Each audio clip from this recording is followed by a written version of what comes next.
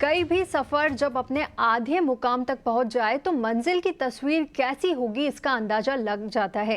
क्या लोकसभा चुनाव के लिए भी ये बात लागू होती है? नमस्कार, मैं हूं आपके साथ तृप्ति उपाध्याय। लोकसभा चुनाव के चौथे चरण के दिन आज इसी मुद्दे पर करेंगे बात।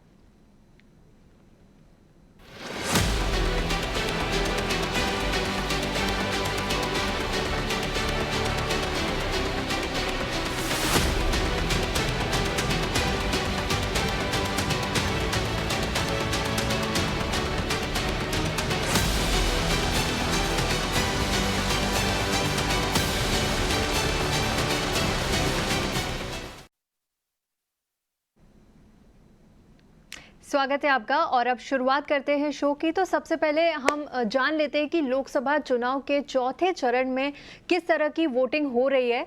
सबसे पहले हमारे रिपोर्टर से पूछ लेते हैं। हमारे साथ जुड़ गए हैं हमारे रिपोर्टर मकरंद काले और सुहेल नजीर।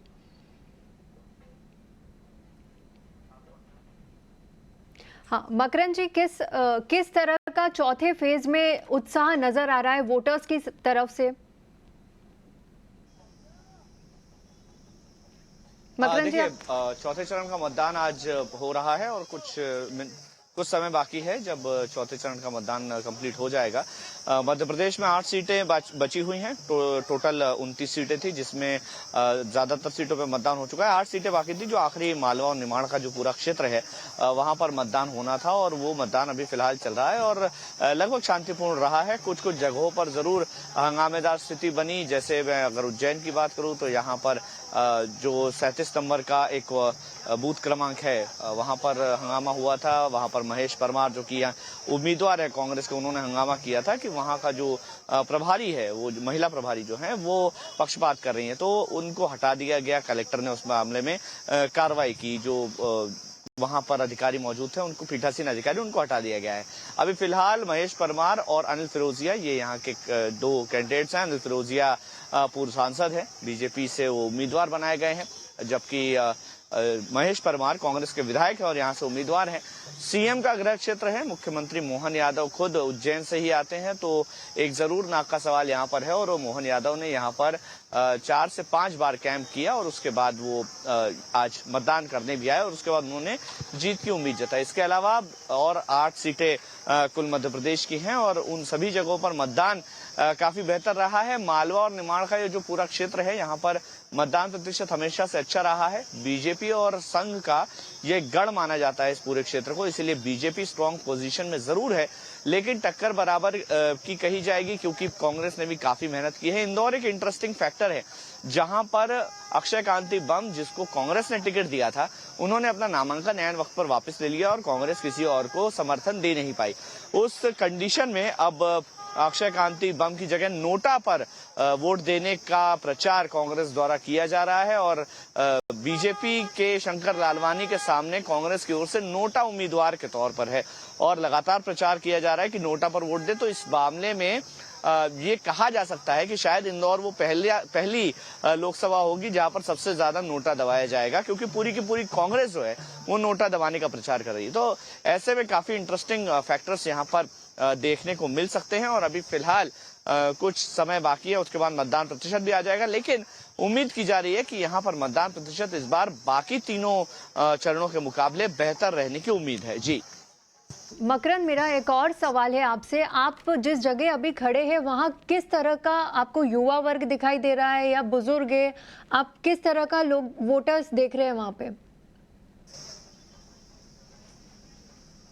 देखिए, अभी जैसे जैसे दिन आगे चढ़ा है, वोटर्स की संख्या कई बूथों पर कम हुई है और कई बूथों पर यहाँ पर भीड़ भी लगी हुई है, कुछ बूथ खाली है। तो जो मैंने बात की है युवाओं से, जो बुजुर्गों से बात की है, तो रुझान काफी हद तक समझने वाले हैं। सभी का कहना है कि हम राष्ट्र हित पर वोट कर रहे हैं। युवा कह रहा है कि जिस तरह की पॉलिसीज हिंदुस्तान में इस समय लागू की गई हैं, वो बहुत बेहतर आगे के समय में हो सकती हैं और इसीलिए उन पॉलिसीज पर वोट किया गया है। बुजुर्ग भी यही कह रहे हैं कि विकास के नाम पर वोट है। हालांकि एक पक्ष ये भी है कि महंगाई और बेरोजगारी भी एक मुद्दा है जो लोगों के जहन में है, महिलाओं के जहन में महंगाई खास तौर पर है। सब्जियों के दाम, डीजल पेट्रोल के दाम, ट्रांसपोर्टेशन के दाम काफी बढ़े हैं पिछले कुछ वक्त में, ऐसा उनका मानना है। और यही वजह है कि वो इस बात को मद्देनजर रखकर वोट कर रहे हैं। लेकिन जो राष्ट्रवाद का, विकास का, राम मंदिर का और धर्म का मुद्दा है, जो जिस तरह से सनातन का पक्षधर और सनातन का विरोधी एक चल पड़ा है, ट्रेंड में चल पड़ा है, बयानबाजी हो रही है, चाहे वो कांग्रेस हो चाहे बीजेपी, दोनों ओर से, तो जनता पूरी तरह से इसको समझ रही है और समझकर ही वोट कर रही है। विकास के नाम पर सबसे ज्यादा वोट जा रहा है, राम मंदिर भी एक बड़ा फैक्टर है। मकरन, इसी के साथ अब मध्य प्रदेश की बात तो हो गई और अब बात कर लेते हैं जम्मू एंड कश्मीर की। तो जम्मू एंड कश्मीर से मेरे सहयोगी सुहेल हमारे साथ जुड़ गए हैं। सुहेल, किस तरह का माहौल दिखाई दे रहा है, वोटर्स में किस तरह का उत्साह है? आई थिंक ये 370 हटने के बाद पहला लोकसभा चुनाव का वोटिंग हो रही है वहां पे, तो आप बताइए कि किस तरह का रुझान दिखाई दे रहा है इस वक्त?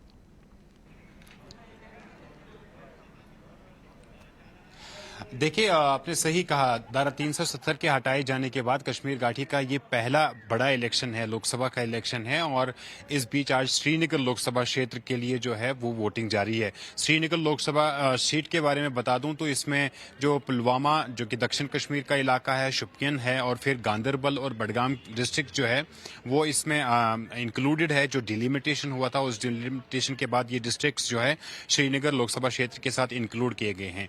पास्ट में जो प्रेसिडेंट रही है उसमें हमने देखा है कि बहुत कम वोटिंग परसेंटेज रहता था। 2019 के इलेक्शन में हमने देखा कि 14.5% के करीब जो है वोटर टर्नआउट रिकॉर्ड किया गया था। लेकिन आज खुशी की बात यह है कि दिन के 3 बजे तक 30% जो वोटिंग परसेंटेज है वो रिकॉर्ड की गई है। और अभी भी जो लोग हैं, जो वोटर्स हैं, वो अपने अपने पोलिंग बूथ पे जा रहे हैं और वोट कर रहे हैं।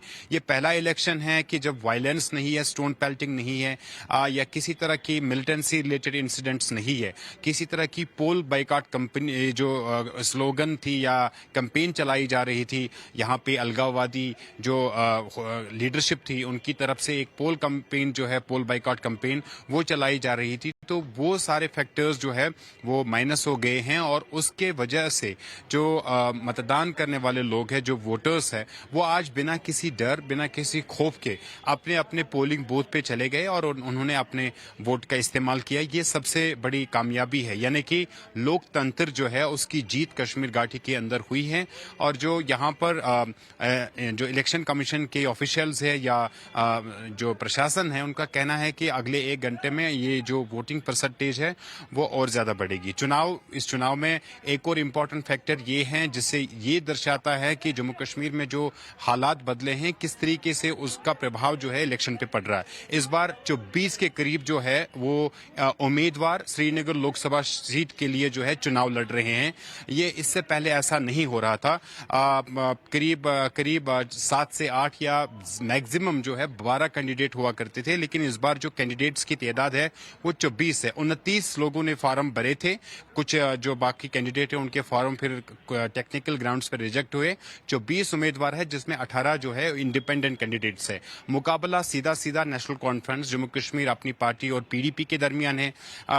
हम कहेंगे कि एक ट्रायंगुलर कंटेस्ट है।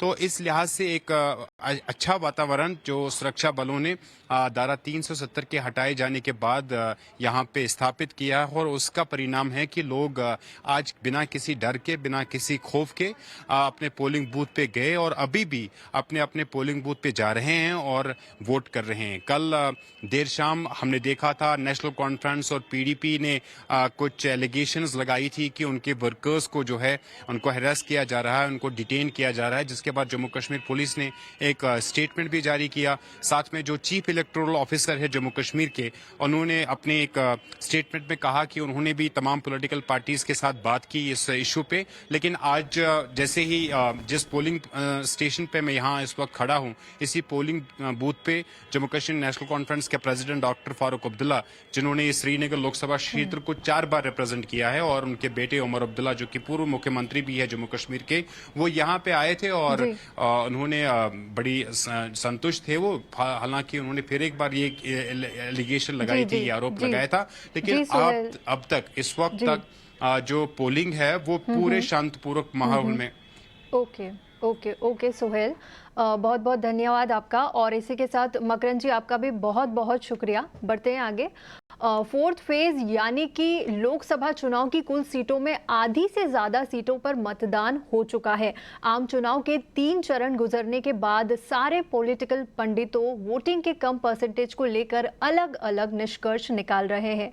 आज 9 राज्यों और जम्मू कश्मीर समेत 96 सीटों पर वोटिंग जारी है और मतदान प्रतिशत की बात करें तो 3 बजे तक के आंकड़ों के मुताबिक 52.6% मतदान हो चुका है।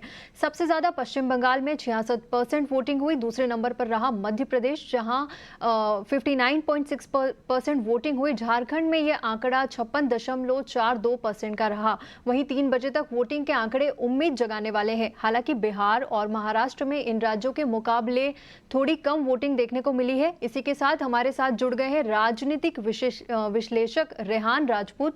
रेहान, आपका बहुत बहुत स्वागत है ईटी नाउ स्वदेश में। मैं आपके साथ तृप्ति बात कर रही हूँ। जी धन्यवाद आप। सो रिहान, हमने पहले चरण में, दूसरे चरण में थोड़ा वोटिंग परसेंटेज कम देखा। तीसरे से थोड़ी सी उम्मीद जगी कि वोटर्स ने अपना अच्छा खासा रुझान दिखाया। और इस चरण से आपको क्या उम्मीदें हैं? क्या लग रहा है आपको अब तक के आंकड़े देखकर?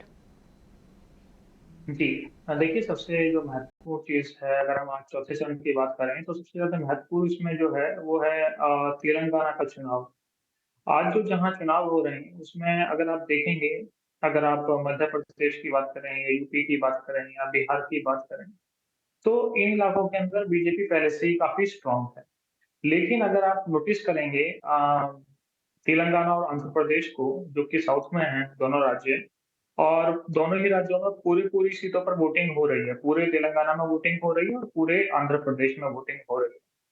तो इन दोनों में से भी अगर आप देखेंगे तो आंध्र प्रदेश के अंदर बीजेपी का कोई वोटर बेस नहीं है, ना वहाँ पर जो है बीजेपी की जो 0 प्रेजेंस है। तो सबसे जो इम्पोर्टेंट रहा वो रहा तेलंगाना, क्योंकि अगर आप देखेंगे, चाहे प्रधानमंत्री मोदी जी हों, चाहे अमित शाह जी हों, चाहे जो भी बीजेपी की टॉप लीडरशिप है, वो काफी टाइम से बहुत ज्यादा फोकस कर रही हैं। और जो अगर आप रैलीज भी देखेंगे, जो बड़े-बड़े स्टार प्रचारक हैं बीजेपी के, उन्होंने बहुत सारी रैलीज अब बड़े ही जोर-शोर के साथ की हैं तेलंगाना के अंदर। तो देखना ये है कि तेलंगाना की जो 17 लोकसभा सीट्स हैं, जिसमें से कि पिछले लोकसभा चुनाव के अंदर 4 जीती थी। 4 सीटों पर जीत मिली थी बीजेपी को। देखना यह है कि अब कितनी सीटों पर बीजेपी को जीत मिलती है, क्योंकि रिसेंटली अभी 2023 में कुछ महीने पहले ही विधानसभा चुनाव हुए हैं तेलंगाना के, और उसमें जो है बुरी हार का सामना करना पड़ा है बीजेपी को। तो जो कि पूरी मशीनरी बीजेपी की पूरी फोर्स लगा रही है, पूरी कोशिश कर रही है तेलंगाना में आने की। तो देखना यह है कि यहाँ पर कितनी बीजेपी सफल हो पाती है। सबसे इम्पोर्टेंट बीजेपी का रहेगा तेलंगाना के अंदर।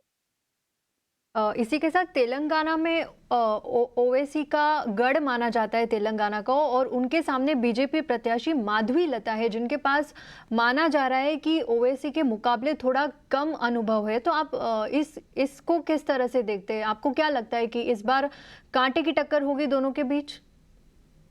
देखिए तो जी, इसमें ना ये चीज कहना चाहूंगा कि ओवैसी जी और जो माधवी लता जी का जो कंटेस्ट है, ये जो चुनाव चल रहा है, माधवी लता जो है वो उसमें कहीं स्टैंड नहीं करती ओवैसी के सामने, क्योंकि ओवैसी जो है उनकी पिछले 40 साल से वो सीट पर वो कब्जा है। वो 40 साल से वो जीतते आ रहे हैं। ओवैसी असदुद्दीन ओवैसी 2004 से जीत रहे हैं, लगातार 4 बार सांसद बन चुके हैं वहां से। उससे पहले जो ओवैसी जी के फादर थे सलाउद्दीन ओवैसी, वो जीते थे उससे पहले। और उससे पहले भी जो हैदराबाद क्षेत्र का जो प्रभाव था, वो उनके जो दादाजी थे अब्दुल वाहिद ओवैसी, उनका चला आ रहा। तो वो तो अभी अचानक से इनका कोई ना पॉलिटिकल पीछे करियर है, ना ही इस तरीके की पॉलिटिकल पीछे, या फिर इस तरीके से ना ही वो फेमस हैं, ना ही इस तरह का उनका कोई कार्य रहे हैं, कोई सामाजिक कार्य इस तरीके के जो कि बहुत बड़े लेवल पर उजागर हुए हों। मालती लता जी के, वो तो आउट ऑफ नोवेयर, उनको एक आउट ऑफ नोवेयर अचानक से उनको लाया गया है। तो मुझे लगता है कि वो कहीं इस चुनाव में टिक नहीं पाएंगे, और ओवैसी जी ही हैदराबाद की सीट को 5वीं बार सांसद बनकर रिटेन कर लेंगे आराम से। रेहान, ये बात तो हो गई तेलंगाना की, लेकिन अब बिहार और उत्तर प्रदेश की भी सीटों पर आज इलेक्शन है, तो वहाँ रुझान वोटर्स की आंकड़े कम दिखाई दे रहे हैं अब तक का, और यूपी और बिहार को माना जाता है कि वो तो सबसे ज़्यादा पॉलिटिकली एक्टिव स्टेट्स हैं, तो इसके क्या मायने आपको समझ में आ रहे हैं? आई थिंक ये बड़ा ही डिफाइनिंग मोमेंट होगा बीजेपी के लिए, क्योंकि जो बिहार है और जो यूपी है, अभी आप देखेंगे वहां पर, तो बिहार में भी अलायंस में जेडीयू के साथ सरकार है बीजेपी की, और फुल फ्लैश गवर्नमेंट बीजेपी की यूपी के अंदर भी है अभी। और बिना यूपी की 80 सीटें हैं लोकसभा की, और बिहार में 40 सीटें हैं, जिसमें से कि पिछले 2019 के चुनाव में बम्पर जीत हासिल की थी बीजेपी ने। बिहार में तो 40 में से 39 सीटों पर जीत हासिल की थी, और इसी तरह से बम्पर जीत उनकी जो है यूपी में हुई थी। तो देखना अब ये है कि बीजेपी यहाँ पर क्या अपनी उस पहले वाली स्थिति को रिटेन कर पाएगी। अगर जो बीजेपी ने पहली वाली सीट्स को इस तरह से बम्पर जीत अपनी दोबारा से दर्ज कर ली, तो मुझे लगता है कि फिर प्रधानमंत्री बनने में और बीजेपी की एब्सोल्यूट मेजोरिटी मिलने में कोई रुकावट नहीं है, और बीजेपी का जो एब्सोल्यूट मेजोरिटी का जो नीड है उनकी, वो बड़े आसानी से ये 2 स्टेट्स से फुलफिल हो जाएगी, क्योंकि 2 स्टेट्स की ही 120 सीटें बनती हैं लोकसभा की दोनों मिलाकर। जी जी, मेरा एक और सवाल है आपका, यूपी से ही रहेगा। आज अखिलेश यादव की सीट कन्नौज पे भी वोटिंग है और उनके सामने प्रत्याशी खड़ी है, तो इस बार उनका किस तरह का मुकाबला देखने को मिलेगा कन्नौज में? देखिए, इसमें तो कोई डाउट ही नहीं है। तो वो तो देखिए, कन्नौज हुआ, मैनपुरी हुआ, और इसके अलावा आजमगढ़ हुआ। ये तो जो यादव परिवार है, या फिर ये कहने जो सपा की लीडरशिप समाजवादी पार्टी की, ये उनकी पैतृक सीटें रही हैं, तो इन पर तो कोई डाउट ही नहीं है। चाहे कन्नौज हो, चाहे रामपुर हो, चाहे वो आजमगढ़ हो, तो ये क्लीन स्वीप कर जाएंगे। इस पर तो चाहे कितना भी मजबूत कैंडिडेट कोई क्यों ना उतार दे, चाहे बीजेपी या फिर बसपा उतार दे, वो मुझे लगता है कि वो अखिलेश यादव के सामने तो खासकर नहीं टिक पाएंगे, क्योंकि अखिलेश यादव तो पार्टी के अध्यक्ष हैं, और मुझे लगता है कि इस चुनाव के अंदर जिस तरीके से गठबंधन में जो है कांग्रेस के साथ चुनाव लड़ा जा रहा है सपा का, तो मुझे लगता है कि इस पर तो कोई डाउट नहीं है कि वो आराम से सीट निकाल लेंगे, कोई डाउट नहीं इसमें, मुझे लगता है। ठीक है रेहान, इसी के साथ आपका शुक्रिया करेंगे। Thank you so much ET now स्वदेश को वक्त देने के लिए। इसी के साथ वक्त एक छोटे से ब्रेक का, ब्रेक के बाद खबरों का सिलसिला ऐसे ही जारी रहेगा।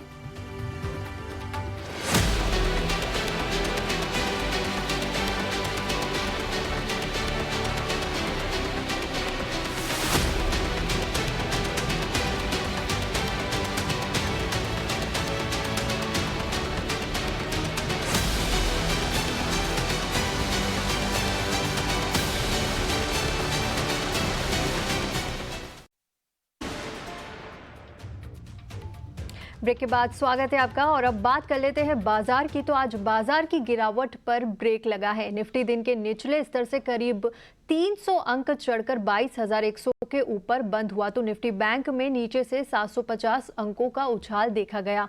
दिन भर बाजार का क्या रहा हालचाल, बता रही है मेरी सहयोगी आशीषा अद्वर्यु।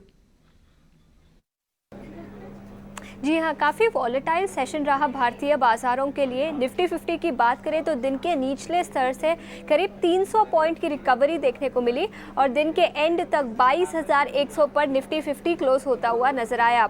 स्मॉल कैप इंडेक्स की बात करें तो वहां पर थोड़ी सी कमजोरी दिखाई दी। निफ्टी स्मॉल कैप इंडेक्स 0.4% के डिक्लाइन के साथ बंद हुआ। Bank of India, tube investment top losers थे निफ्टी स्मॉल कैप इंडेक्स में। बैंक ऑफ इंडिया के नतीजे आए थे जो काफ़ी कमजोर थे, जिसके चलते करीब 11% की गिरावट बैंक ऑफ इंडिया पर दिखाई दी। इसके अलावा कुछ ऑटो स्टॉक्स की बात करते हैं। निफ्टी ऑटो इंडेक्स सबसे बड़ा सेक्टोरल लूजर था आज के ट्रेडिंग सेशन में, और उसमें सबसे पहले टाटा मोटर्स की बात करेंगे। मैनेजमेंट का आउटलुक FY25 के लिए काफ़ी कमज़ोर था, जिसके चलते टाटा मोटर्स पे 8.5% की गिरावट दिखाई दी। इसके अलावा मदरसन सुमी, अशोक लेलैंड, कुछ और स्टॉक्स थे जो निफ्टी ऑटो इंडेक्स से डिक्लाइनिंग साइड पर थे। इसके अलावा निफ्टी 50 के टॉप गेनर्स की बात करें तो सिप्ला, एशियन पेंट्स और अदानी पोर्ट्स, तीनों ही स्टॉक्स में काफ़ी तेज़ी दिखाई दी। फार्मा स्टॉक्स की भी बात करते हैं, यहाँ पर काफ़ी एक्शन था। निफ्टी फार्मा इंडेक्स सबसे बड़ा सेक्टोरल गेनर था। सिप्ला, औरोबिंदो फार्मा में काफ़ी तेज़ी दिखाई दी, और फार्मा स्टॉक्स के साथ डायग्नोस्टिक स्टॉक्स में भी आज काफ़ी एक्शन था। डॉक्टर लाल पैथलैब्स के नतीजे काफ़ी अच्छे थे, जिसके चलते स्टॉक में तेज़ी दिखाई दी और डॉक्टर लाल के साथ साथ मेट्रोपोलिस में भी आज काफ़ी तेज़ी दिखाई दी। दोनों ही स्टॉक्स में करीब 4 से 6% का उछाल दिखाई दिया। इसके अलावा PSU बैंकिंग स्टॉक्स की बात करते हैं, यहाँ पर थोड़ी सी नरमी थी। Bank of India, Punjab and Sind bank कुछ टॉप लूजर थे PSU बैंकिंग पैक से। सो ऑल इन ऑल काफ़ी वॉलेटाइल सेशन रहा, लेकिन दिन के निचले स्तर से काफ़ी सिग्निफिकेंट रिकवरी दिखाई दी और फार्मा स्टॉक्स में काफ़ी एक्शन था। PSU बैंकिंग और कुछ अदर प्राइवेट सेक्टर बैंक्स में भी आज काफ़ी एक्शन दिखाई दिया। और अब वक्त हो गया है हमारे खास सेगमेंट 5 का पंच बताने के लिए जुड़ गए हैं मेरे सहयोगी शरद दुबे। शरद, बताएं आज कौन से वो 5 शेयर है जहां एक्शन देखने को मिला? जी बिल्कुल, आपका स्वागत है 5 का पंच में। और आज जो है हम 5 अहम स्टॉक्स को लेके आते हैं जहां पे दिन के ट्रेड में ज़्यादा वॉल्यूम और एक्शन देखने मिला और लार्जली अर्निंग्स पे फोकस रहने वाला है, क्योंकि बाजार में जो है हम लोग towards the fag end of the earning season आए हैं। सबसे पहला UPL रहेगा, शानदार नतीजे देखने मिले और इम्पॉर्टेंटली सारे जो आंकड़े आए हैं अनुमान से बेहतर आए हैं। ओवरऑल वित्त साल 2025 की गाइडेंस में भी जो है बुलिश नज़रिया रहा है। एक्सपेक्ट कर रहे हैं 25% एबिटा ग्रोथ रहेगा, 4 से 8% का रेवेन्यू ग्रोथ देखने मिलेगा। दूसरा स्टॉक रहेगा ABB, यहाँ उनके नतीजे जो है अनुमान से बेहतर आए थे और मैनेजमेंट कमेंट्री में भी जो है बहुत बुलिश नज़रिया देखने मिला। वो एक्सपेक्ट कर रहे हैं जो करंट मार्जिन्स को वो लेवल्स पे मेंटेन रखेंगे और आगे जाते हुए प्रोडक्ट डिवीज़न की जो पोर्टफोलियोज़ है उनको वो बढ़ाएंगे, अलग अलग प्रोडक्ट्स को, और आगे जाते हुए पॉजिटिव मोमेंटम उनको सारे मार्केट सेगमेंट में देखने मिल रहा है। और कस्टमर की जो डिमांड और इंक्वायरीज़ होती है उसमें भी एक अच्छी इंप्रूवमेंट आ रही है, तो कमेंट्री बहुत पॉजिटिव है, उसके कारण स्टॉक में अच्छी तेज़ी देखने मिली। जोमेटो की बात करें तो यहाँ पे लार्जली आप कह सकते हैं मिले जुले नतीजे देखने मिल रहे हैं। रेवेन्यू लगभग 8% बढ़ा है कैलकुलेटेड बेसिस पे और पैट भी है, आप कह सकते हैं ऑलमोस्ट 27% का ग्रोथ आया है। लेकिन जो क्विक कॉमर्स है ये सेगमेंट में पहली बार एडजस्टेड एबिटा पॉजिटिव आई है, तो ये एक बहुत पॉजिटिव न्यूज़ है जोमेटो के लिए। वही टाटा मोटर्स हमारा चौथा स्टॉक, यहाँ पे सेलिंग प्रेशर देखने मिली है क्योंकि कमर्शियल व्हीकल और पैसेंजर व्हीकल की जो आउटलुक है वो थोड़ी वीक आई है।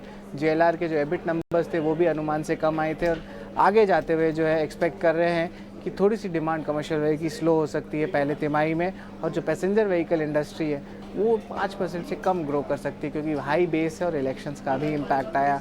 उसके कारण फॉरेन ब्रोकिंग हाउसेज जैसे कि नोमुरा और मॉर्गन स्टैनली ने भी डाउनग्रेड स्टॉक को किया है। 4 स्टॉक के बाद 5वां स्टॉक रहेगा डॉक्टर लाल पैथलैब्स। यहाँ पे जो है स्टॉक में गिरावट आया है, सबड्यूड वॉल्यूम देखने मिली है जिसको जो फेवरेबल बेस के कारण। इसके अलावा गाइडेंस बता रहे हैं कि ग्रोथ अभी भी जो है प्री कोविड लेवल्स के नीचे रहने वाली है और गोल्डमैन सैक्स मेंटेन सेल रखा है, टारगेट प्राइस को 2200 से घटा के 2150 कर देते हैं। इन सारे स्टॉक्स में जो है आज भारी जो मात्रा में हम कह सकते हैं स्टॉक रिएक्शंस देखने मिला है और आज ये स्टॉक्स हमारे 5 के पंच में आते हैं।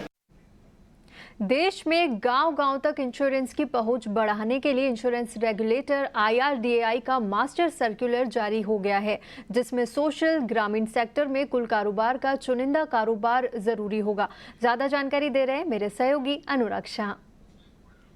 देश में इंश्योरेंस की पहुंच को बढ़ाने के लिए, इंश्योरेंस को घर घर तक पहुंचाने के लिए रेगुलेटर के द्वारा एक मास्टर सर्कुलर जारी किया गया है, जहां पर इंश्योरेंस कंपनियों के लिए मैंडेटरी होगा अपने कुल कारोबार का एक हिस्सा ग्रामीण इलाकों में करने के लिए, जिसका जो फैसला किया जाएगा ग्राम पंचायत जो है एक पर्टिकुलर इंश्योरेंस कंपनी के अंडर में है और वहाँ पर इंश्योरेंस कंपनी को टारगेट दिया जाएगा कि हर साल उन्हें इतना कारोबार करना जरूरी होगा। लाइफ इंश्योरेंस के अंदर इतनी जिंदगियों को कवर करना है, नंबर ऑफ लाइव्स कवर करना जरूरी होगा। तो ये जो है general insurance council, life insurance council है, वो मिनिस्ट्री ऑफ पंचायती राज के साथ तैयार करेगी नंबर ऑफ ग्राम पंचायत, और वो नंबर ऑफ ग्राम पंचायत के आधार पे जो लीड इंश्योरेंस कंपनी है उस पर्टिकुलर राज्य की, वहाँ पर उन कंपनियों को मार्केट शेयर के हिसाब से कारोबार करना जरूरी होगा। तो इससे इंश्योरेंस की पहुंच बढ़ेगी, इंश्योरेंस की डेंसिटी बढ़ेगी और जो इंश्योरेंस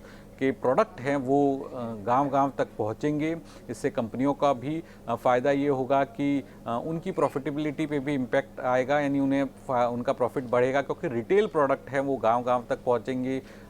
मोटर इंश्योरेंस है, ट्रैक्टर इंश्योरेंस है, हेल्थ इंश्योरेंस है, प्रॉपर्टी इंश्योरेंस है, वो ग्राम पंचायत स्तर तक इंश्योरेंस कंपनियां ऑफर करेगी। और इसमें इंश्योरेंस कंपनियां जो है जो रूरल इलाके की बैंकें हैं उनका साथ ले सकती हैं, जो कोऑपरेटिव बैंकें हैं उनके साथ टाई अप करके इंश्योरेंस को गांव-गांव तक पहुंचा सकती है। तो फिलहाल इस बुलेटिन में इतना ही, लेकिन ET नाउ स्वदेश पर खबरों का सिलसिला ऐसे ही जारी रहेगा।